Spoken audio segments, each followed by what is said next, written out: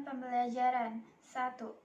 Apakah faktor-faktor utama yang mendorong proses internasional dari bisnis? 2. Apakah alternatif strategi-strategi untuk mengembangkan bisnis secara global? 3. Bagaimana sistem informasi dapat mendukung strategi-strategi bisnis global yang berbeda-beda? 4.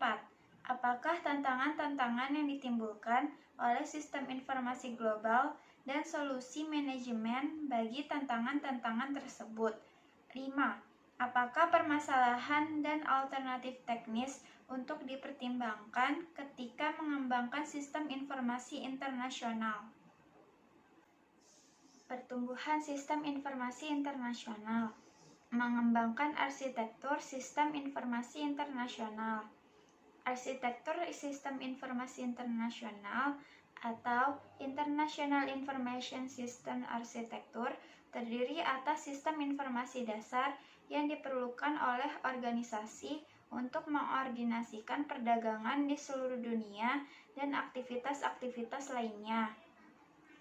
Penggerak bisnis atau business driver adalah kekuatan dalam lingkungan yang harus direspon perusahaan dan yang memengaruhi arah gerak perusahaan. Demikian juga, kaji berbagai penghalang atau faktor negatif yang menimbulkan tantangan bagi manajemen, faktor-faktor yang dapat menghambat perkembangan bisnis global. Lingkungan global, penggerak dan tantangan bisnis. Perkembangan komunikasi global telah menciptakan desa global dalam pengertian yang lain. Kebudayaan global atau global culture yang dibentuk oleh televisi, internet, dan media global lainnya seperti film yang saat ini membuat berbagai budaya dan orang mengembangkan ekspektasi-ekspektasi yang sama tentang benar dan salah, yang baik dan yang tidak baik, pemberani dan pengecut. Jatuhnya Blok Timur telah mempercepat perkembangan budaya dunia dengan begitu hebatnya. Dukungan yang meningkat terhadap kapitalisme dan bisnis dan tingkat konflik budaya yang jauh berkurang.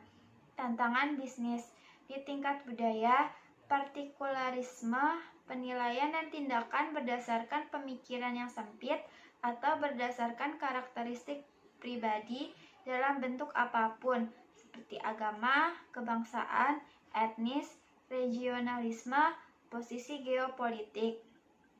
Menolak konsep dasar dari suatu kultur global bersama dan menolak dimasukinya pasar domestik oleh barang dan jasa asing. Aliran data lintas batas atau Transborder Data Flow didefinisikan sebagai perpindahan informasi yang melewati batas internasional dalam bentuk apapun. Beberapa negara Eropa melarang pemrosesan informasi keuangan di luar batas negara atau perpindahan informasi pribadi ke negara-negara lain. Mengelola sistem informasi internasional, strategi global dan organisasi bisnis. 4 strategi global utama menjadi basis struktur organisasional perusahaan global, yaitu eksportir domestik, multinasional, pewaralaba, dan lintas negara. Masing-masing strategi ini sesuai dengan struktur organisasi perusahaan yang spesifik. Strategi eksportir domestik atau domestic exporter dicirikan dengan terpusatnya aktivitas perusahaan di negara asal perusahaan tersebut. Hampir semua perusahaan internasional dimulai dengan cara ini. Kemudian, beberapa berubah ke bentuk yang lainnya. Strategi multinasional memusatkan manajemen keuangan dan pengendalian di luar negara asal, sementara melakukan desentralisasi dalam operasi produksi, penjualan, dan pemasaran kepada unit-unit di negara-negara lain. Pewaralaba atau franchiser merupakan penggabungan yang menarik dari hal yang baru dan yang lama. Di satu sisi, produk diciptakan, dirancang, dibiayai, dan diproduksi pertama kalinya di negara asal, tetapi untuk alasan-alasan khusus terhadap produk tertentu harus disesuaikan dengan personel luar negeri untuk memperluas proses produksi, pemasaran, dan sumber daya manusianya. Menata ulang bisnis. Bagaimana seharusnya perusahaan menata diri untuk berbisnis pada skala internasional? 1. Menata ulang aktivitas yang dapat memberikan nilai tambah sesuai dengan keunggulan komparatifnya. 2. Mengembangkan dan mengoperasikan unit-unit sistem pada setiap tingkat aktivitas perusahaan, regional, nasional, dan internasional. 3. Mendirikan kantor tunggal di kantor pusat dunia yang bertanggung jawab atas pengembangan sistem internasional. Posisi Direktur Informasi. Mengelola sistem global. Skenario yang umum disorganisasi skala global. Tantangan bagi manajemen dalam mengembangkan sistem global. Mengelola kebutuhan pengguna yang sama. Memperkenalkan perubahan dalam proses bisnis. Mengordinasikan pengembangan dari aplikasi. Mengordinasikan perilisan perangkat lunak. Mendorong para pengguna lokal untuk mendukung sistem global. Strategi sistem global. Sistem inti atau core system adalah sistem yang mendukung fungsi-fungsi yang benar-benar penting bagi organisasi.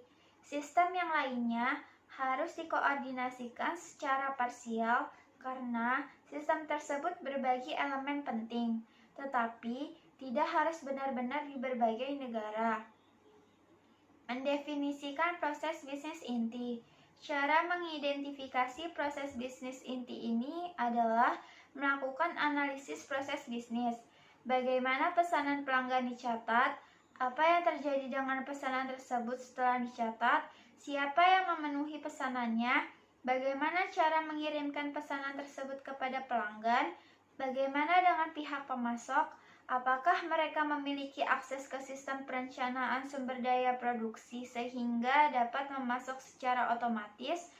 Anda harus mampu mengidentifikasi dan menetapkan prioritas dalam sebuah daftar pendek 10 proses bisnis yang benar-benar kritis bagi perusahaan. Mengidentifikasi sistem inti untuk koordinasi terpusat. Dengan mengidentifikasi proses bisnis inti yang penting, Anda akan mulai melihat kesempatan untuk menggunakan sistem lintas negara. Langkah strategis yang kedua adalah mengatasi sistem inti dan mendefinisikan sistem ini sebagai benar-benar lintas negara. Biaya politis dan keuangan untuk mendefinisi dan menerapkan sistem lintas negara sangatlah penting. Memilih pendekatan bertahap, rancangan keseluruhan, evolusioner. Langkah yang ketiga adalah memilih pendekatannya. Hindari pendekatan yang sifatnya gradual. Ini pasti tidak akan berhasil karena tidak adanya visibilitas, adanya oposisi dari semua pihak yang akan merugi akibat dilakukannya pengembangan lintas negara, dan tidak adanya kekuatan untuk meyakinkan pihak manajemen senior bahwa manfaat dari sistem lintas negara sebanding dengan biaya yang harus dikeluarkan untuknya. Jelaskan manfaatnya. Apakah manfaatnya bagi perusahaan? Salah satu situasi terburuk yang harus dihindari adalah menciptakan sistem global hanya demi menciptakan sistem global. Dari awal, sangat penting bahwa manajemen senior di kantor pusat dan para manajer divisi luar negeri memahami dengan baik manfaat yang akan diperoleh perusahaan dan juga untuk unit-unitnya. Meskipun setiap sistem menawarkan manfaat-manfaat khusus dari suatu anggaran, kontribusi keseluruhan dari sistem global berada di 4 wilayah. Solusi manajemen, implementasi, menyepakati kebutuhan pengguna bersama, menciptakan daftar pendek berisi proses bisnis yang inti, dan sistem pendukung yang inti akan memulai proses perbandingan rasional antara banyak divisi perusahaan. Mengembangkan bahasa umum untuk membahas bisnis, dan tentunya akan menghasilkan pemahaman tentang elemen-elemen yang umum. Begitu pula kualitas unik yang harus tetap bersifat lokal. Membawa perubahan ke dalam proses bisnis. Legitimasi didefinisikan sebagai sejauh mana wewenang yang Anda terima berdasarkan kompetensi, visi, atau kualitas lainnya. Pemilihan strategi perubahan yang mungkin yang telah didefinisikan sebagai evolusioner tetapi dengan visi seharusnya membantu Anda dalam meyakinkan pihak-pihak lain bahwa perubahan tersebut sangat dapat dilakukan dan bahkan diinginkan. Mengordinasikan pengembangan aplikasi. Pemilihan strategi perubahan sangatlah penting untuk masalah ini. Pada tingkat global, ada terlalu banyak kompleksitas sehingga sulit untuk menjalankan rancangan strategi perubahan secara keseluruhan. Mengordinasikan perilisan perangkat lunak. Perusahaan dapat membuat prosedur untuk memastikan bahwa semua unit operasi beralih ke perangkat lunak yang telah diperbarui pada saat yang bersamaan, sehingga perangkat lunak setiap orang akan saling kompatibel. Mendorong pengguna lokal untuk mendukung sistem global. Kooperasi didefinisikan sebagai membawa pihak oposisi untuk terlibat dalam proses perancangan dan implementasi dari solusi tanpa memberikan kendali atas arah dan sifat dari perubahannya. Sejauh mungkin, sekedar kekuasaan belaka sebaiknya dihindari. Namun, paling tidak, unit-unit lokal harus menyetujui sejumlah kecil sistem lintas negara, dan kekuasaan mentah mungkin dibutuhkan untuk memperkuat ide bahwa sistem-sistem lintas negara hingga batas tertentu sangatlah dibutuhkan. Isu dan peluang teknologi untuk rantai nilai global. Tantangan yang utama adalah menemukan cara untuk menstandarkan platform komputasi global ketika terdapat banyak sekali variasi dari unit operasi yang satu ke unit operasi lain dan dari satu negara ke negara lain. Tantangan utama lainnya adalah menemukan aplikasi perangkat lunak khusus yang ramah pengguna dan benar-benar dapat meningkatkan produktivitas tim kerja internasional. Platform komputasi dan integrasi sistem.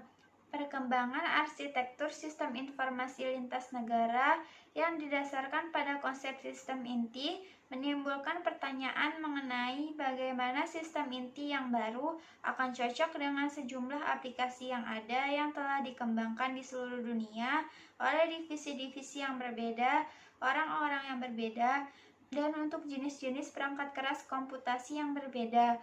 Tujuannya adalah mengembangkan sistem global terdistribusi dan terintegrasi untuk mendukung proses bisnis digital yang melintasi batas-batas antar negara. Konektivitas. Sistem global yang terintegrasi sepenuhnya harus memiliki konektivitas, kemampuan untuk menghubungkan sistem dan orang-orang dari perusahaan global ke dalam sebuah jaringan yang terintegrasi, sama halnya dengan sistem telepon, tetapi dengan kemampuan transmisi suara, data, dan gambar. Internet telah menyediakan fondasi yang amat kuat untuk menyediakan konektivitas antara unit-unit yang tersebar dari perusahaan global. Penempatan perangkat lunak antarmuka pengguna secara grafis sangat sesuai untuk hal ini, tetapi mensyaratkan suatu bahasa yang sama, seringkali dalam bahasa Inggris. Ketika sistem-sistem internasional melibatkan hanya para pekerja pengetahuan semata, bahasa Inggris akan dianggap sebagai standar internasional. Namun, sebagaimana sistem-sistem internasional menembus lebih mendalam ke manajemen dan kelompok pegawai administrasi, suatu bahasa yang sama tidak akan dianggap, dan antarmuka manusia akan dibangun untuk mengakomodasi bahasa-bahasa yang berbeda dan bahkan konvensi-konvensi. Keseluruhan proses dari mengubah perangkat lunak untuk dioperasionalkan dalam bahasa kedua disebut dengan penempatan perangkat lunak atau software localization.